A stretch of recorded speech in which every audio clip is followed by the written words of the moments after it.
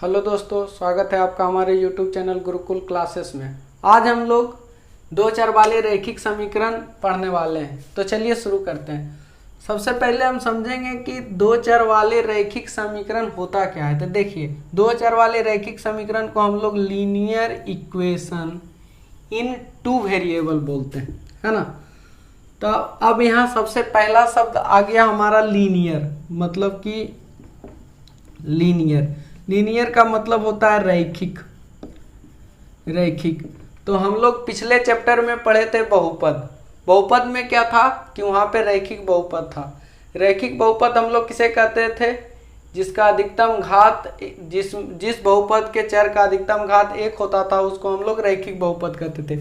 जैसे कि मान लीजिए अगर कोई बहुपद ax1 प्लस b के रूप में है तो ये हमारा रैखिक बहुपद कहलाता था, है ना। तो जहाँ पे ये हमारा चर हो गया, यहाँ पे चर का अधिकतम घात 1 है तो ये भी रैखिक कहला जाएगा। अब इसमें आ गया इक्वेशन। अब देखिए, इक्वेशन का मतलब होता है समीकरण। अब कभी भी जब आपको समीकरण बोले तब आपको एक सिंबल का प्रयोग करना है। जैसे ax प्लस b, ये जब तक लिखा हुआ है ये हमारा बहुपद है, ये हमारा समीकरण नहीं है। इसको समीकरण बनाने के लिए हमको बराबर का सिंबल देना पड़ेगा और इसके बराबर कुछ भी देना पड़ेगा। जैसे मान लीजिए हम 0 दे दिए, अब ये हमारा बन गया समीकरण। ऐसे ये समीकरण नहीं था, ऐसे ये क्या था? बहुपद। अब ये बहुपद नहीं रहा, अब ये क्या हो गया? जैसा ही हम यहाँ इक्वेलिटी का चिन्ह दिए, इक्वेलिटी मतलब कि बराबर का चिन्ह जैसा ही हम दिए वैसा ही ये क्या बन गया? हमारा समीकरण। ऐसे ये समीकरण नहीं था, है ना। तीसरा शब्द है हमारा वेरिएबल। वेरिएबल का मतलब होता है कि किसी भी समीकरण में जिसका मान हमको पता नहीं होता है उसको हम लोग वेरिएबल बोलते हैं, या फिर जिसका मान किसी भी समीकरण में लगातार बदलते रहता है उसको हम लोग वेरिएबल कह सकते हैं। जैसे कि मान लीजिए यही समीकरण का बात हो रहा है, तो ax प्लस b में ये जो हमारा चर है इसका मान क्या है किसी को पता नहीं रहता, तो ये हमारा क्या कहला जाएगा? वेरिएबल। ये समीकरण में इसका मान हमेशा बदलते रहता है, तो इसलिए इसको हम लोग वेरिएबल कहते हैं। दो चर वाले रैखिक समीकरण जब भी इसका हल निकालना होता है तो हमेशा ये पेयर में होता है, क्योंकि इसमें दो चर है इसलिए ये समीकरण हमेशा दो गो एक साथ आता है। जैसे कि आपको एक समीकरण दे देगा 2x plus Y is equal to 4। अब इसमें आपको x और y दोनों का मान बोलेगा निकालने, कभी नहीं निकलेगा जब तक इसका दो गो समीकरण नहीं देगा। जैसे 3x minus Y is equal to 4 दे दिया, या यहाँ बराबर 5 दे दिया। यहाँ पे देखिए अब दो इक्वेशन हो गया, एक इक्वेशन नंबर एक इक्वेशन नंबर 2। अब यहाँ से हम x और y दोनों का अगर मान निकालेंगे तब निकल जाएगा। अगर दो गो समीकरण नहीं रहेगा तो मान नहीं निकलेगा। अगर दो चर वाले के जगह पे 3 चर रहेगा तो हमको 3 गो समीकरण देगा। अगर 4 चर रहेगा तो 4 समीकरण देगा। देखिए, रैखिक समीकरण में जितना चर होता है उतना समीकरण हमको जब तक नहीं देगा तब तक सभी का हल हम लोग नहीं निकाल सकते। तो यहाँ पे हम लोग पढ़ने जा रहे हैं दो चर वाले रैखिक समीकरण, इसलिए जब भी हमको समीकरण देगा तो पेयर में देगा, मतलब दो गो देगा, मतलब पेयर में देगा। क्योंकि दो गो चर है इसलिए हमको दो गो दे रहा। 3 गो चर रहता तो हमको 3। अगर दो चर वाले रैखिक समीकरण का स्टैंडर्ड फॉर्म मतलब मानक रूप का अगर बात करेगा तो दो चर वाले रैखिक समीकरण का मानक रूप ax plus by plus c बराबर 0 के रूप वाले समीकरण दो चर वाले रैखिक समीकरण कहलाते हैं। लेकिन देखिए, यहाँ पे दो चर वाले रैखिक समीकरण होने के लिए तनिसन एगो टर्म एंड कंडीशन है। अब यहाँ पे हमारा समीकरण दे दिया है ax plus by plus c बराबर 0, है ना। तो ये जो हमारा टर्म है a और b ये हमारा कोफिशिएंट हो जाएगा।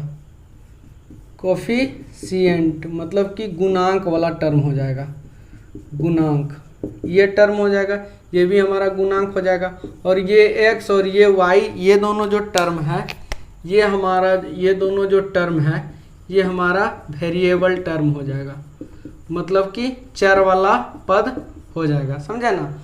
और ये जो अंत वाला टर्म है ये तो कांस्टेंट होगा, ये क्या होगा, कांस्टेंट, है ना। तो यहाँ पे देखिए, दो चर वाले रैखिक समीकरण होने के लिए हमको टर्म एंड कंडीशन क्या है कि a बराबर कभी भी 0 नहीं होना चाहिए, और इसका जो दूसरा हमारा कोफिशिएंट है b, इसके बराबर भी 0 नहीं होना चाहिए। इन दोनों में से अगर कोई भी 0 होगा तब दो चर में नहीं होगा। जैसे कि मान लीजिए ई a हो गया 0, a के जगह पे क्या हो गया 0x, अब प्लस बी वाई प्लस सी बराबर 0। अब 0 गुना x 0 हो जाएगा, प्लस बी वाई प्लस सी बराबर 0। तो देखिए ये 0 हो गया, तो एक गो ना चर रह गया खाली y, और जबकि हमको समीकरण में क्या बोला कि 2 गो चर होना चाहिए।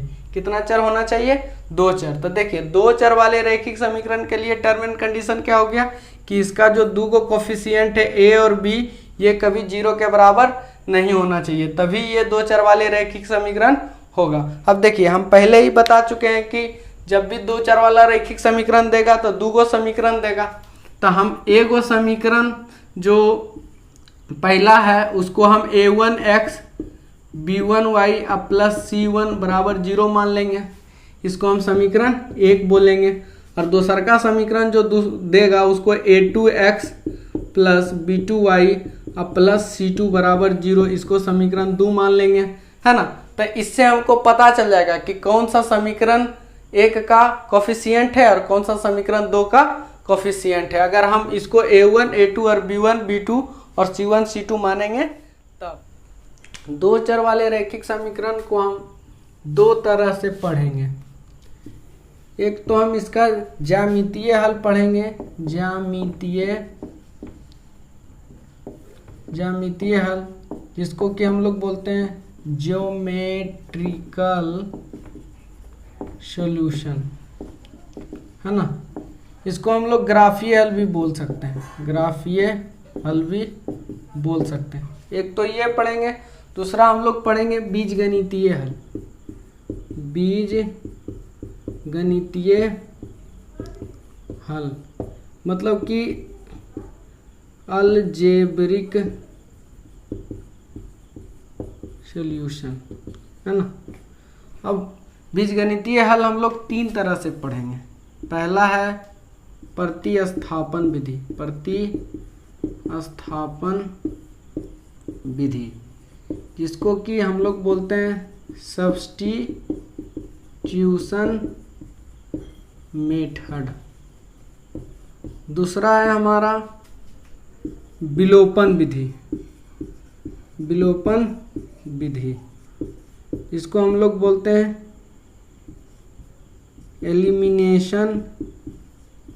Elimination method. और तीसरा हमारा आएगा जिसको कि हम फॉर्मूला के सहायता से बनाते हैं, लेकिन इसका नाम है वज्र गुणन विधि। इसको हम लोग क्रॉस मल्टीप्लिकेशन मेथड भी बोलते हैं, है ना। सबसे पहले हम लोग इसका ज्यामितीय हल के बारे में जानेंगे। तो ज्यामितीय हल के बारे में हम लोग जैसे कि जो हम लोग ग्राफ जिससे खींचते हैं, जैसे एक इक्वेशन है 2x + y = 4। अब इसका हमको बोलेगा ज्यामितीय हल निकालने, तो हम लोग इसके नीचे ऐसे करके घर बना लेंगे और ऐसे करके बना के यहाँ x लिखेंगे और यहाँ y लिखेंगे। उसके बाद फिर हम x या y में कुछ भी अपने मन से मान के यहाँ मान रखेंगे, उसको समीकरण में पुट करेंगे। तो हमारा x का मान अगर रखे तो y का मान दे देगा, और y का मान रखेंगे तो x का मान दे देगा। तो इस तरह से हम इसका हल निकाल के और इसको ग्राफ में हम लोग क्या करेंगे, इसका आलेख खींच देंगे, समझ गए। तो ये हमारा हो गया ज्यामितीय हल, है ना। इसको हम लोग ग्राफ खींचेंगे इसका। दूसरा बीजगणितीय हल, इसमें हम लोग क्या करेंगे कि 3 मेथड से हम समीकरण को हल करना सीखेंगे। पहला है प्रतिस्थापन विधि जो सब्स्टिट्यूशन मेथड कहलाता है, दूसरा है विलोपन विधि जो एलिमिनेशन मेथड कहलाता है, तीसरा है वज्र गुणन विधि जो क्रॉस मल्टीप्लिकेशन मेथड कहलाता है ना। तो सबसे पहले हम लोग पढ़ेंगे ज्यामितीय हल।